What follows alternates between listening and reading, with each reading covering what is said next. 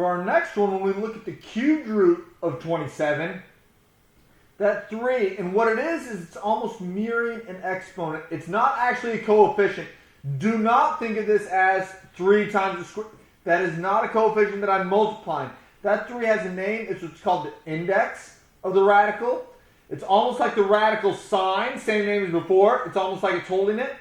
The radicand is unaffected. What we're looking for this time is the cube root of 27 is 3, because what happens here is 3 to the third power. If I take 3 times 3, it's 9 times 3.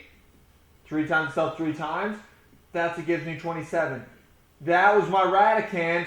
The index is what mirrors the exponent. Almost like the exponent is a small little number in the top right. The index is that small little number in the top left. So when we see these problems, cube root of 64. I know impulsively we really want to say 8. We're used to squares. We've been dealing with squares for weeks now. Cubed root of, I'm looking for what number times itself 3 times. 4 cubed. 4 times 4 is 16. 16 times 4, there's my 64. There's my radicand.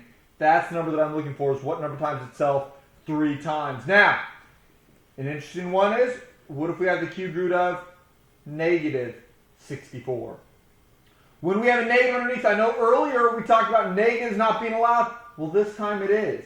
Because what happens is I'm taking the number times itself 3 times. In this case, cubed root of a negative is not only allowed, but it's going to be negative. If I have negative 4 cubed, negative 4 times, negative 4 times, negative 4. That's the number that if I take negative 4 times negative 4 gives me a positive 16. 16 times negative 4 gives me a negative 64. That's the number that times itself 3 times. When earlier I said no negatives underneath the square root,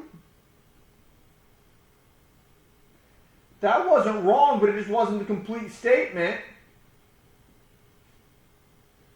What we really want to say right now, square root is like when we say no negatives under, remember what we could say is no negative radicands under, what we would want to say is even indexes would be a more precise term for this, because they are allowed when it ends up being odd. Remember, going back to it, the fact that when I have the odd exponent with the negative base, that's what gave me the negative number.